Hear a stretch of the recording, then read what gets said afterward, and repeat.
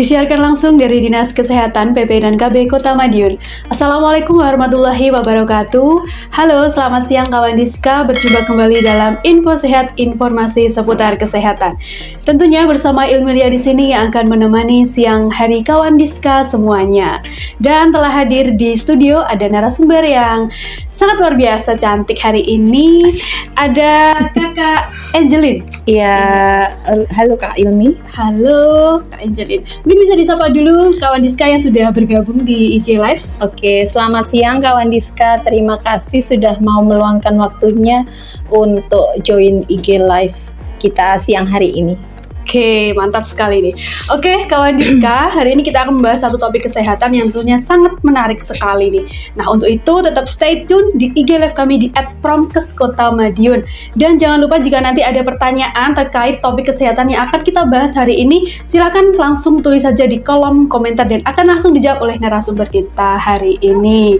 Oke, Kak Angelin, hari ini kita akan membahas satu topik kesehatan yakni dalam rangka memperingati Pekan Menyusui Dunia nih. Setiap tanggal 1 Agustus ini kan diperingati sebagai Pekan Menyusui Sedunia. 1-7 Agustus. 1-7 Agustus. Oke. Mungkin banyak orang juga yang belum tahu ya ternyata menyusui ini juga ada peringatannya. Oh iya. Gitu. Iya. Nah, tema tahun ini adalah menutup jarak, ruang dan waktu melalui telekonseling menyusui. Ya. Nah, untuk awal nih Kak Angelin, kenapa perlu diadakannya peringatan tentang menyusui sedunia ini? Alasannya nih apa sih?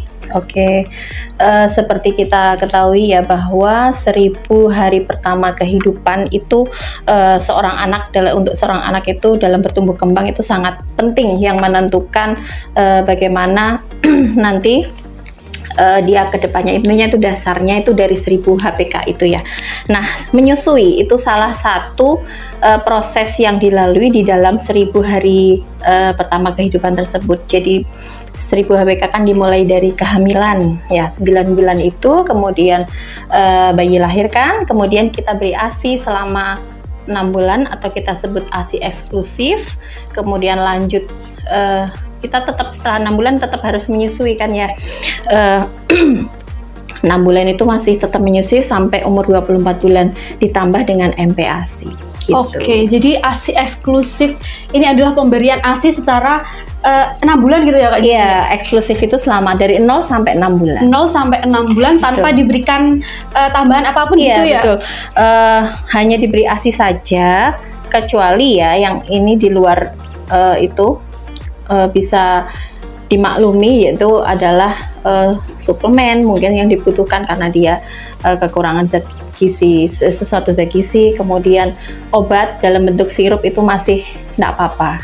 Oh gitu ya, tanpa ada makan dan minuman lain selain ASI. Oke, jadi kalau ada pemikiran mungkin ada nih, yang dulu yang berpikiran kalau ASI ini sebenarnya kalau hanya diberi ASI ini bayi ini nggak kenyang, itu berarti salah ya Kak pemikiran kayak gitu, harus diberi susu formula tambahan gitu, berarti itu suatu pemikiran yang bagaimana nih Kak? Iya, kurang tepat ya, karena memang sejatinya bayi itu umur 0 sampai 6 bulan itu memang hanya cukup diberi ASI saja tanpa ada tambahan makanan. Mungkin kalau zaman dulu itu dikasih apa itu lotek ya namanya, kayak nasi dihaluskan tambah pisang atau apa itu sebenarnya nggak perlu karena kasihan pencernaannya sendiri pun belum siap untuk itu, karena makan untuk bayi itu baru bisa siap pencernaannya itu di usia 6 bulan. Jadi ASI saja sebenarnya sangat cukup, asalkan kebutuhan hariannya itu tercukupi. Jadi dari berapa jumlah dia minum itu tercukupi, dia pasti cukup, tidak perlu tambahan PASI ya, kita menamakannya bukan susu formula, PASI pengganti ASI gitu. Oke, jadi yang benar ini adalah hanya diberikan ASI dari umur bayi 0 sampai 6 bulan. Jangan diberi tambahan apapun. Betul. Gitu ya Kak ya. Oke. Untuk ASI ini sebenarnya seberapa penting sih diberikan pada? Sangat penting, karena seperti kita ketahui tadi, ASI hanya satu-satunya yang diberikan ke bayi 0 sampai 6 bulan kan. Itu berarti kan dia memegang peranan penting yaitu dia sebagai makanan utamanya ya, makanan utama dari si bayi, terbaik dan satu-satunya. Kemudian untuk dari bayi baru lahir sampai umur 6 bulan. Meskipun nanti setelah 6 bulan dia sudah harus diberi MPASI atau makanan pendamping ASI, ASI tetap dilanjutkan, diberikan sampai dia usia 24 bulan. Jadi memang ASI ini peranannya penting ya. Jadi kayak di 6 bulan pertama dia hanya itu satu-satunya makanan si bayi, kemudian setelah 6 bulan dia pun masih, meskipun dia sudah makan, dia masih tetap dibutuhkan oleh si bayi, paling tidak sampai 2 tahun atau 24 bulan. Oke, jadi penting sekali Sangat ya penting dalam proses pertumbuhan bayi itu ya, sendiri betul. gitu ya Kak ya. Betul. Nah mungkin bisa dijelaskan dulu dan diberikan informasi kepada kawan Diska semuanya nih, ini karena materi ini sangat menarik sekali nih Kak. Tentunya buat ibu-ibu muda atau calon ibu-ibu gitu kan. Ini sangat excited sekali saya mengikuti materi hari ini. Mungkin jalan manfaatnya dari menyusui itu sendiri sebenarnya apa aja? Manfaat dari menyusui itu sebenarnya ada banyak. Menyusui kan tidak hanya sekedar kita mengeluarkan payudara dan memberikan ASI kepada anak, itu nggak sekedar itu sebenarnya. Jadi kita runtut dari awal ya, menyusui manfaatnya.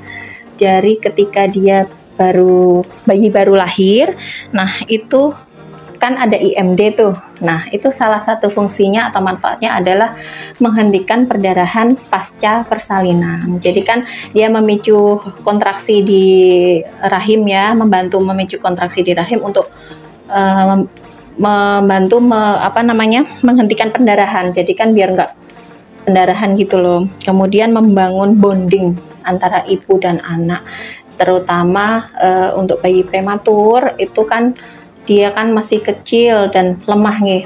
Itu kalau diberikan ASI langsung secara DBF atau menyusui langsung, itu kan ada kontak kulit tuh. Nah, itu dia membantu menghangatkan si bayi prematur ini kan rentan untuk ini ya, kedinginan. Dengan disusui langsung oleh ibu atau didekap gini, itu kan ada kontak kulit, itu bisa membantu si bayi untuk tetap hangat.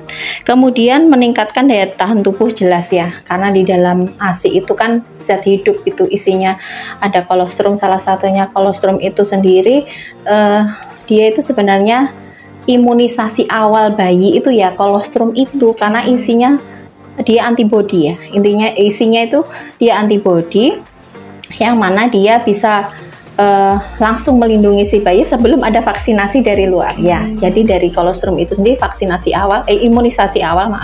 imunisasi awal untuk si bayi itu dari kolostrum itu sendiri.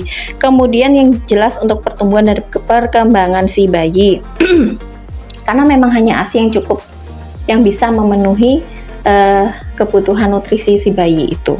Kemudian yang untuk manfaat lain untuk keluarga ya, pastinya kalau kita menyusui langsung ASI kita bisa lancar untuk si anak ini.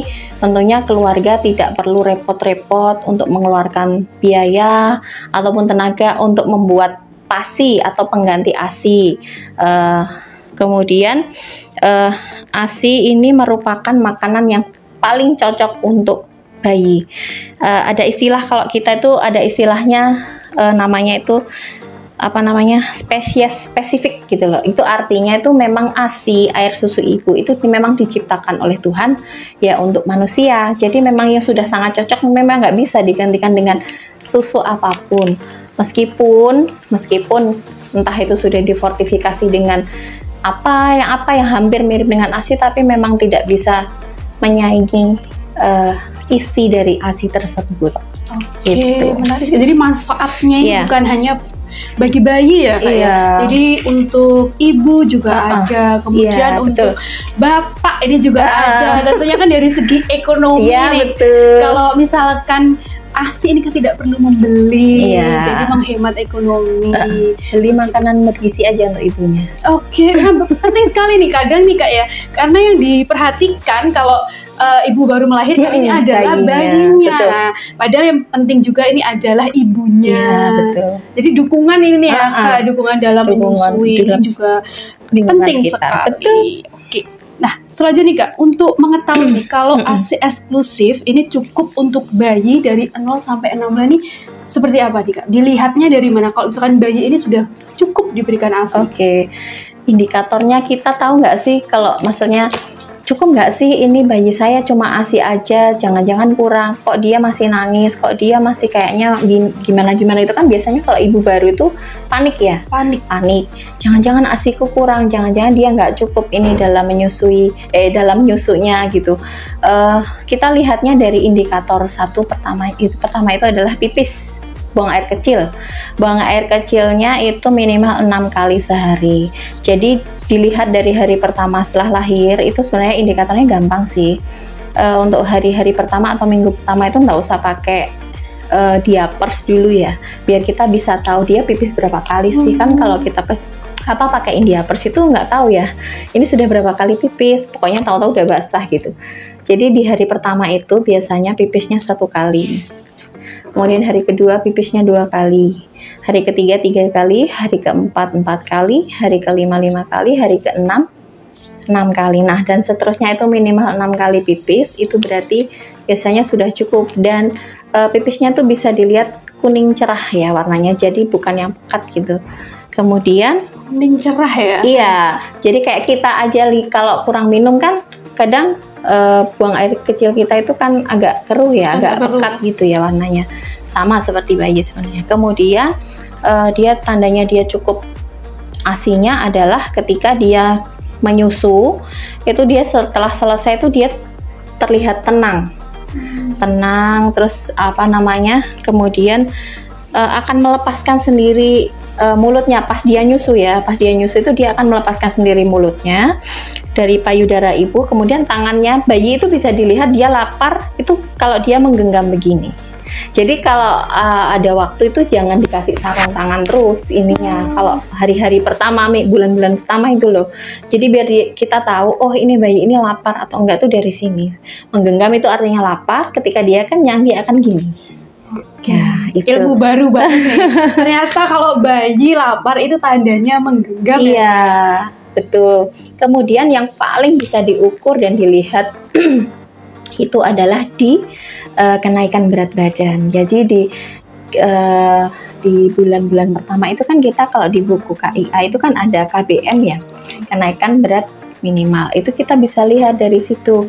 Kalau ternyata bulan pertama itu kan 900 gram, 800 sampai 900 gram. Itu kalau sudah pada bulan pertama sudah naik segitu, itu berarti cukup.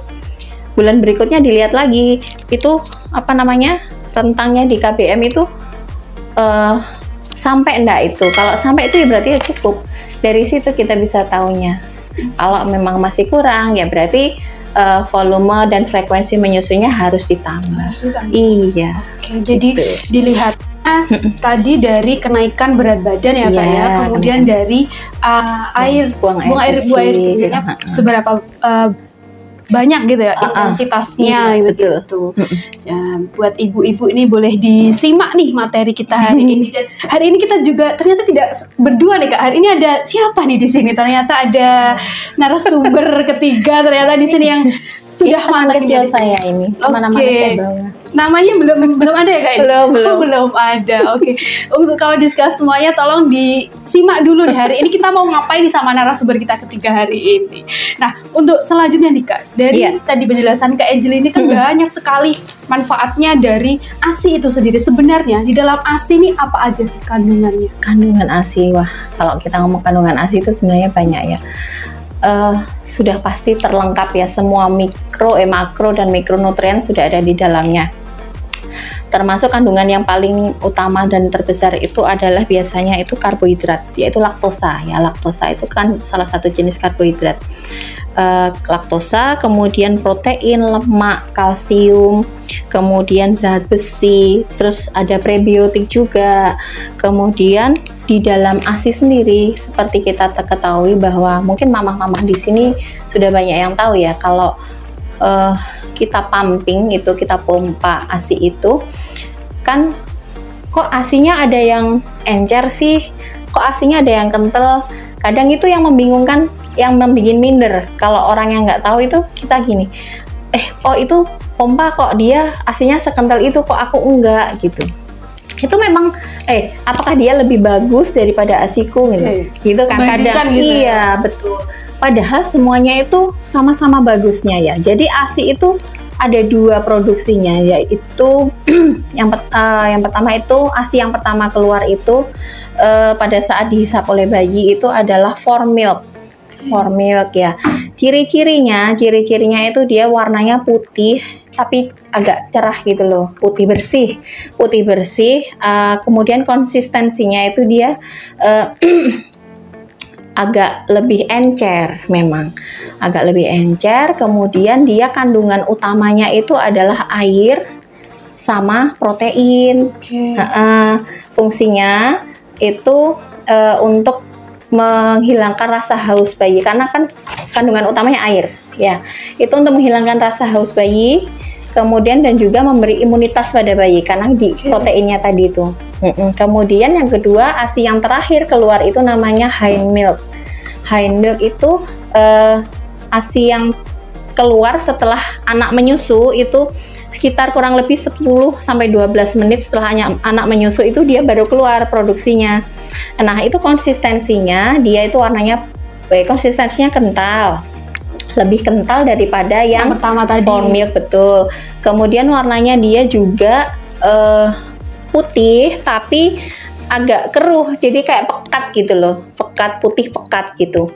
Nah itu isinya dia adalah laktosa dan lemak ya. Jadi memang karena ada lemaknya itu tadi kan dia jadi lebih pekat dan kental. Nah itu fungsinya untuk menambah berat badan bayi dan juga mengenyangkan si bayi. Jadi memang sebaiknya si bayi itu kalau menyusu itu kan kadang kalau yang sebentar, jadi menyusu cuma berapa menit sudah itu dia biasanya cuma dapat formilknya aja, menghilangkan haus tadi ya Kak ya. Hind milknya belum dapat nih karena dia masih belum sampai si hind milk keluar, dia sudah selesai. Itu biasanya selesai itu udah dia udah kenyang, hilang hausnya aja, atau mungkin dia tertidur. Kadang yang tertidur ini biasanya bayi yang kalau kita kasih susu itu setelah dia nangis kejer. Nah, sebaiknya kan kalau memberi susu pada anak itu kan jangan sampai dia nangis kejer. Nangis itu tanda terakhir dari bayi kalau dia mau nyusu sebenarnya. Jadi kita harus tahu tanda-tanda bayi menyusu itu apa aja sih dari awal. Kayaknya dia gelisah atau toleh kiri kanan, kayak mencari sesuatu, itu sudah bisa kita ketahui, atau tangannya dingin. Nah, itu tadi juga bisa kita ketahui dari situ. Kemudian menangis itu indikator terakhir. Jadi kalau udah sampai nangis, ya dia nangis terus akhirnya kita susuin, akhirnya dia kan capek akan nangisnya tadi. Habis itu kena minum air susu itu tadi, akhirnya dia kan capek terus tidur, belum sempat dapat hind milknya. Kasihan kalau bayi-bayi yang seperti itu biasanya nanti berat badannya tidak akan naik secara adekuat ya, karena yang menambah berat badan bayi tadi adalah si hind milk. Meskipun formilk juga bisa menambah berat, tapi tidak sebanyak hind milk karena hind milk kan ada lemaknya. Kemudian ada efeknya juga loh kalau kalau si bayi itu nyusunya nggak sampai hind milk, itu biasanya jadi kalau yang diminum formilk terus itu kan akhirnya formilknya terlalu banyak yang diminum. Nah itu dia tuh ASInya itu karena nggak ada lemaknya tadi kan, jadi kan ngalirnya cepat. Nah itu dia akan melewati pencernaan itu secara cepat. Nah akhirnya laktosanya nggak bisa dicerna sempurna. Jadi kan karena cepat lewat pencernaan ya, jadi cepat laktosanya tuh udah lewat itu aja, jadi nggak ada yang ditangkap gitu loh. Nah itu yang bisa menyebabkan masalah saluran cerna, yaitu lactose overload. Jadi laktosanya yang belum sempat dicerna itu difermentasi di dalam usus sehingga akan menyebabkan kumpulan gas. Jadi kembung bayinya. Bayi kembung, kemudian fesesnya biasanya ada busanya atau berwarna kehijauan. Itu biasanya ciri-ciri bayi yang terlalu banyak minum formilk. Jadi dia nggak dapat hind milk, jadi nggak imbang gitu loh. harus imbang semuanya. Oke, jadi Gitu ya. ada ibu-ibu, mami-mami dan bunda-bunda nih harus tahu ya sebenarnya. Yang paling penting harus tahu kapan harus memberikan ASI, jangan ditunggu sampai menangis itu tadi ya Kak ya. Jadi tanda-tandanya ya mengepal ya Kak ya? Menggenggam, Menggenggam, ya. Oke, gelisah gitu ya. Gelisah ini kayaknya orang dewasa juga ya. Kalau laparnya juga gelisah juga. Nah, tadi kan disebutkan kalau misalkan dalam hand milk ya Kak? Iya, yang terakhir Hand milk ini kan keluarnya setelah 10 sampai 12 menit. Jadi dalam satu waktu bayi menyusui itu minimal berarti menyusuinya berapa menit nih Kak? Harusnya ya sampai itu tadi, sampai hand milk keluar ya di 10 sampai 12 itu biasanya dia keluar. Nah, normalnya itu selama bisa sampai 20 menit, bisa anak itu berbeda-beda. Tapi pada umumnya sewajarnya itu untuk menyusui itu bisa sampai 10 sampai 15 menit. Itu sudah cukup.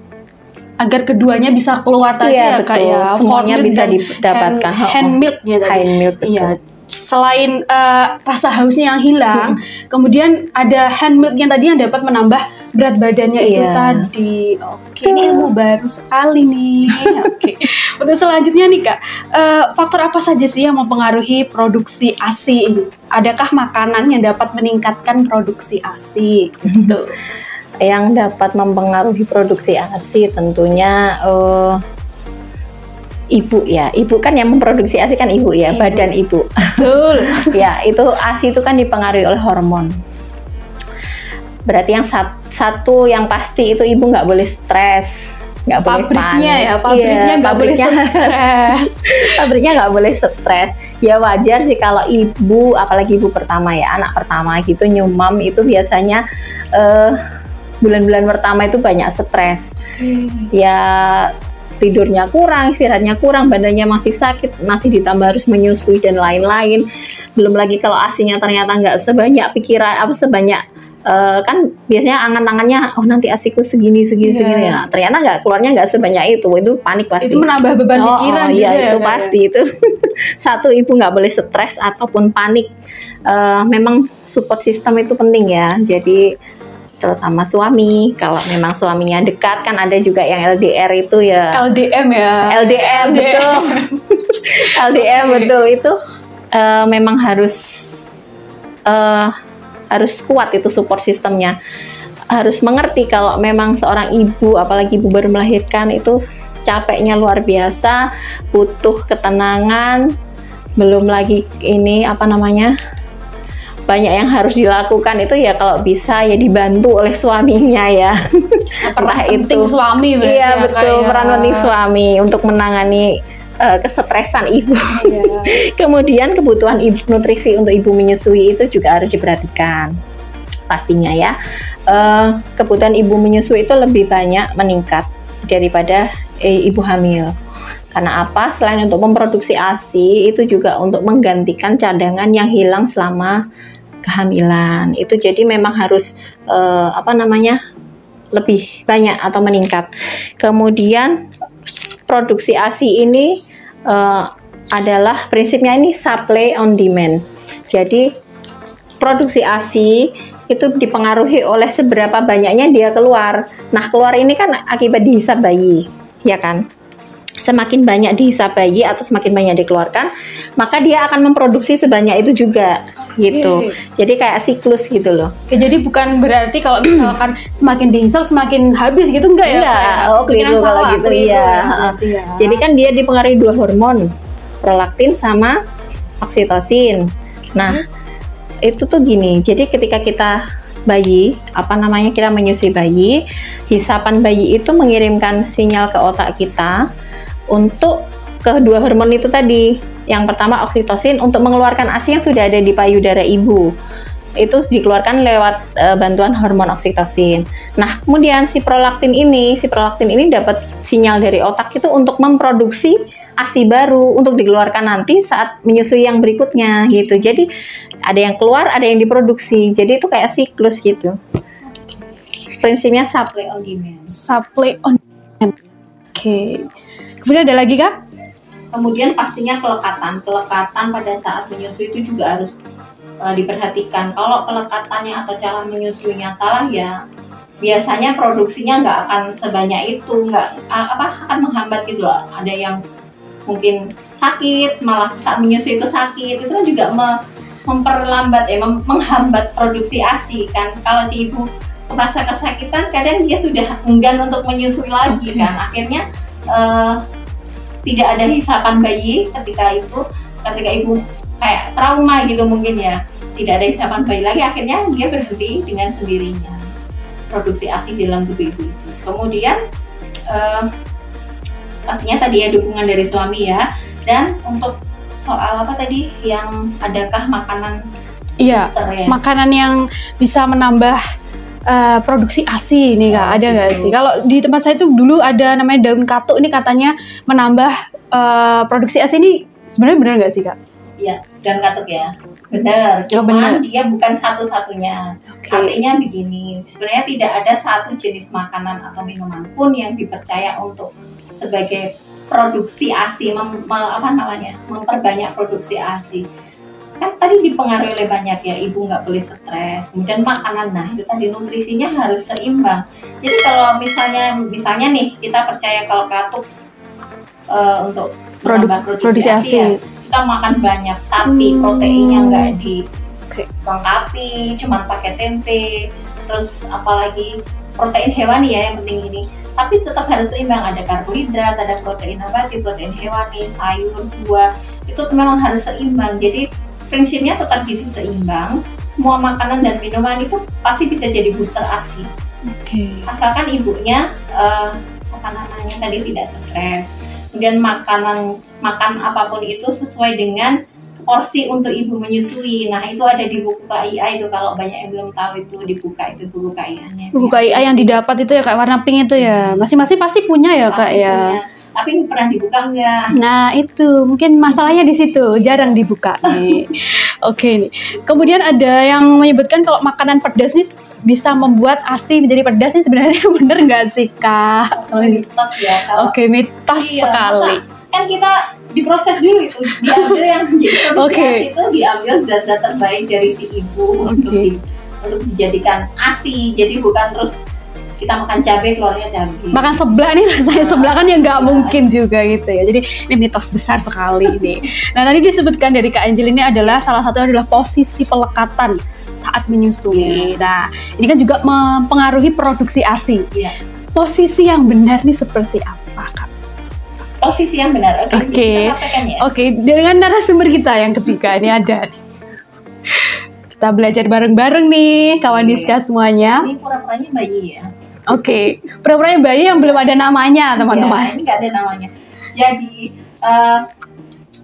posisi menyusui yang benar itu bayi ditopang begini, untuk kepala, punggung, pantat bayi ini dalam satu garis lurus, dia menghadap ke ibu. Jadi bukan hanya kepalanya yang nengok gini, tapi seluruh badannya yang menghadap ke ibu. Jadi bukan hanya kepala ya Kak, tapi semua bagian belakang. Betul. Jadi ini menghadap ke ibu, kemudian kita topang pakai tangan kiri, kemudian habis itu perut si bayi ini nempel dengan perut si ibu. Jadi memang harus plek ini ya. Itu kemudian untuk prosesnya ini pelekatan si bayi ini kita biar gampang mengingatnya tuh kita pakai singkatan, yaitu Amubidapi.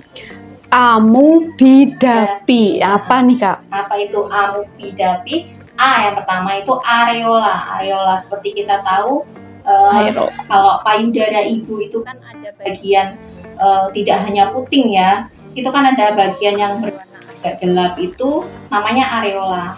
Nah itu harus masuk, sebagian besar harus masuk ke mulut si bayi. Jadi bukan hanya di puting, menyusui itu tidak di puting tapi di areola. Kalau hanya di puting itu pasti satu sakit ibunya, sakit pasti. Dan yang kedua produksi ASI tidak lancar karena dia terhambat, kejepit di puting itu tadi.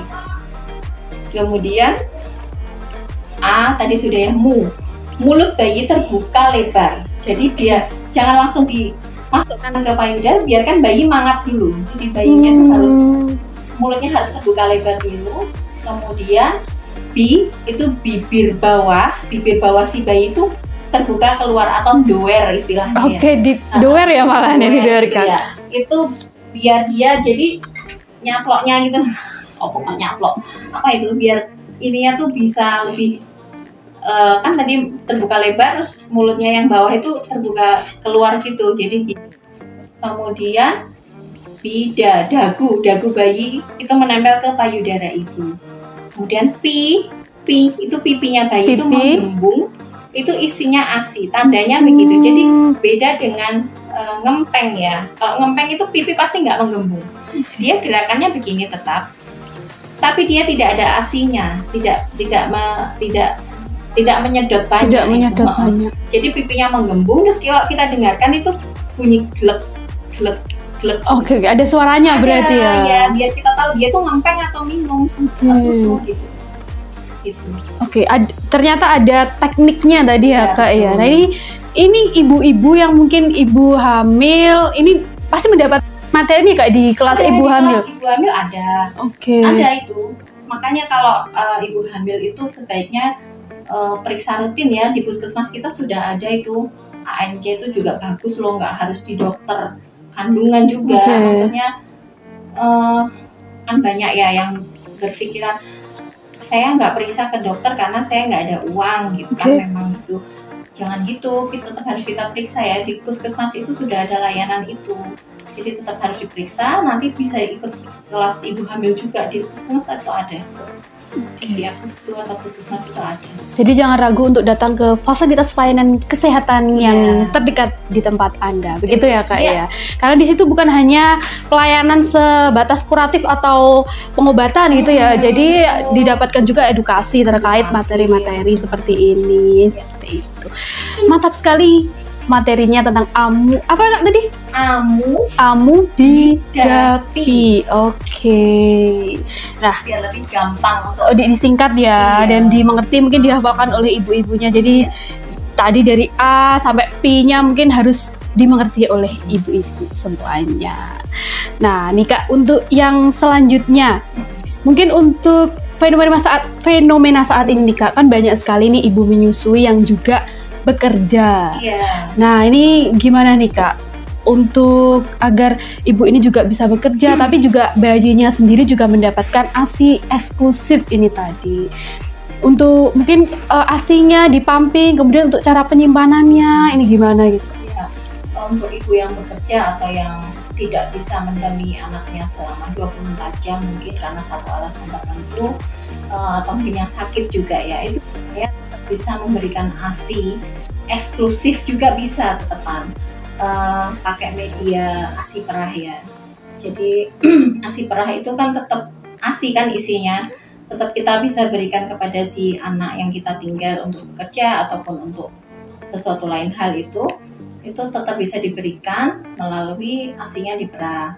Nah, untuk ibu bekerja sendiri sekarang ini itu sudah banyak ya fasilitas umum ataupun di kantor-kantor itu ada tempat namanya ruang laktasi, itu hampir menjamur lah sekarang, itu sudah nggak asing lagi itu ruangan itu. Iya, itu sangat membantu dan sangat mendukung untuk ibu-ibu yang tetap mau memberikan ASI untuk anaknya.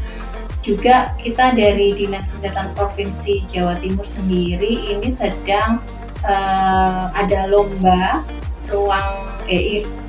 implementasi ruang menyusui di tempat kerja. Nah, di Kota Madiun sendiri ini yang kita ajukan adalah di kantor dinas Dukcapil ya. Itu ruang menyusuinya dia bagus, sudah memenuhi syarat. Ada ini kursi untuk ibunya, kursi menyusui untuk ibunya, kemudian ada ruangannya pun sudah tertutup, kan memang harus tertutup ya biar kita bisa nyaman.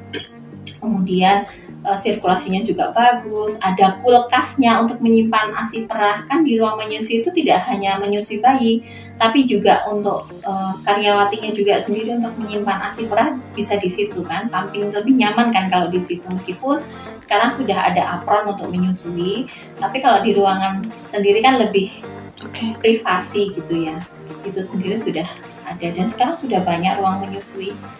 Jadi tempat lingkungan bekerja ini juga mendukung maksudnya harusnya mendukung gitu ya Kak untuk ibu-ibu hamil ini biar gimana caranya tetap memberikan ASI secara eksklusif. Salah satunya adalah dengan menyediakan tempat itu tadi untuk pumping. Karena tempat ini bukan hanya sekedar untuk tempat pumping tapi juga menentukan kerileksan gitu ya Kak dari ibu. Kan kita nyaman, kalau kita nyaman itu tadi tidak boleh panik, tidak boleh stres, ASI pasti lancar.